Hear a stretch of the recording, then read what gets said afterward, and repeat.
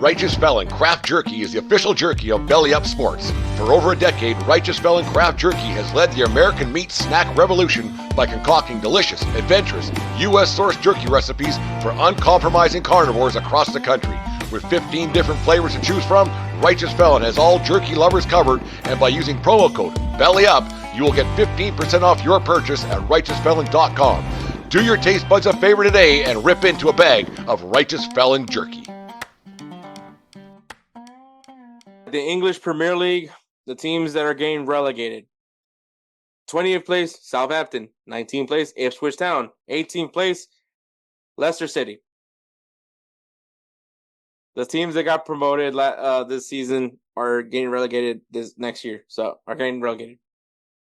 It just happens. The guys that are complaining that what's the point? The point is if you're not doing enough in the transfer market it's one thing to stay with the core of players that got you here. It's a whole other thing to get players that have experience of staying afloat. It's a whole different thing. Also, sometimes when you have good players, they get sold. And if you do not recoup what you lost, this is what happens. Now, there is plenty of cases of teams that get promoted and stay at least a year in the Premier League. They just didn't they didn't have the right strategy, and that's why they're getting relegated back down to the Championship. And that's perfectly fine. These teams, we're going to see them back. They're going to come back to the Premier League at some point, whether it's next year or whether it's 2 years after or whatever. They're going to come back. Maybe, well, we'll see what happens with Ipswich Town, but they're going to come back to the Premier League. It's just what happens. This is what happens, more often than not. So there's nothing wrong with them getting relegated. It is the nature of the beast. But if you want to stay afloat, you have to make you gotta make moves that's gonna keep them afloat. That's all I'm saying. In the Europa Conference League spot, we got 7th place Nottingham Forest, which I think is a really good place for them. I think this is a really good opportunity for them. So I'm really happy for them.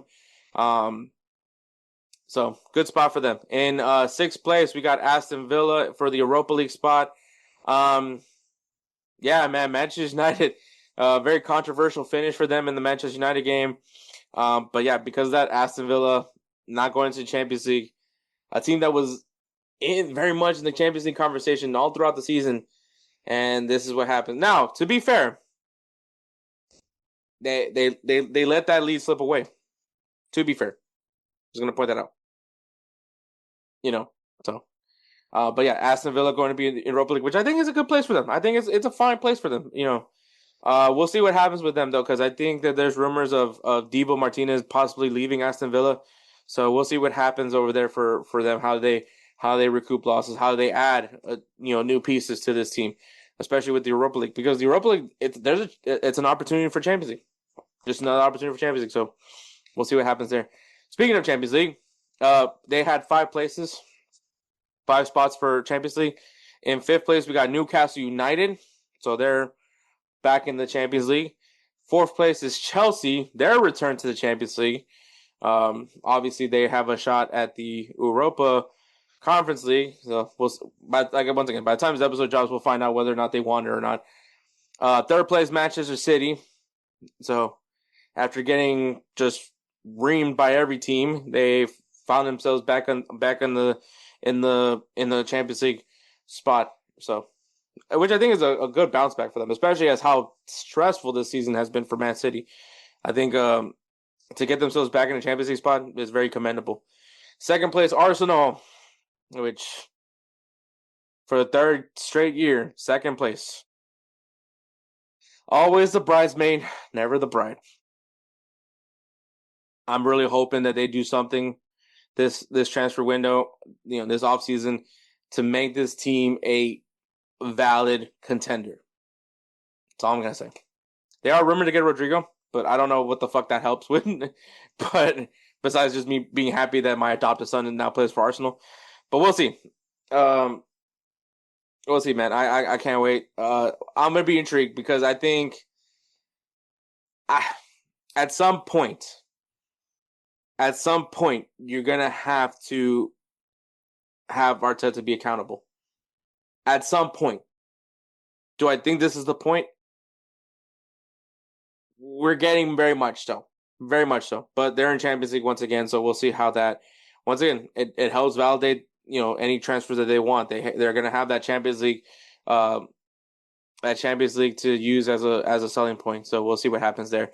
And champions of the Premier League is first place Liverpool with 25 wins, 9 draws, and 4 losses to have a total of 84 points. Arne Slot's first year with Liverpool, and he wins the Premier League. Hey, Jurgen Klopp approved this guy. And it worked out. I mean, mind you, he already had one hell of a team. That Liverpool team is very much loaded. And they're going to get stronger. You're going to lose Trent Alexander-Arnold he's going to Real Madrid, but you're gaining a Frimpong. Luis Diaz might be out the door, but dude, this Liverpool team, I can't wait to see what they do. They're going to be stronger. They're going to be a strong team. I think that I think Arne Slot was the right coach to go after. It's funny how Ten Hag, it didn't pan out for them at Manchester United, but I think Arne Slot I think it's a combination of just Arne Slot having the right approach, and then at the same time, there's no doubts about the locker room at Liverpool. That's the difference maker. Is at this point, look, I'm not trying to make this a Manchester United hour. Plus, they didn't even fucking qualify for anything. But also I should point out that Crystal Palace is also going to Europa League because they won the FA Cup, and Tottenham obviously is in the Champions League because they won the Europa League. But yeah, Manchester United. If you want to try to figure out what was different versus Manchester United versus Liverpool when they got Ten Hag, when Manchester United got Ten Hag and Arne Slot going to Liverpool, it's just the players worked. The players played for each other. The locker room is healthy. That is why. That is exactly why it worked out. So, yeah, that's exactly why it worked out. But yeah, Liverpool, fantastic year. Fantastic year. It was never a doubt.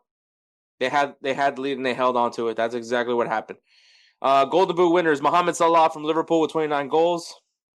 And I believe he is staying put. So, good for them. Gold Glove winner is a tie between David Raya from Arsenal and Mats Hummels from Nottingham Forest with 13 clean sheets apiece. Yeah. Just, yeah. Good. I think this year for the Premier League was really interesting. Obviously, Man City slipping up like they was an interesting story to follow. I was all for Tottenham's downfall, and unfortunately, it ended with them winning an Europa League trophy. Their first, finally winning a trophy, their third trophy in their third Europa League trophy in their club's history. But still, it is what it is, man. This year was really entertaining. You had some good moments. You had some good drama. The questions will be for the next season, what does Liverpool do to keep their team strong? What does Arsenal finally go get a 9? Finally go get a striker. What comes with Manchester City? That's a sleeping giant. Are they going to wake up next year? Chelsea, have they figured it out? Are we going to see Manchester United back somewhere in the top part? Is Tottenham going to be back in the top part somewhere? Sutherland returning to the Premier League. I can't wait. I can't wait at all. I can't wait. I can't wait for next season. Who is that guy?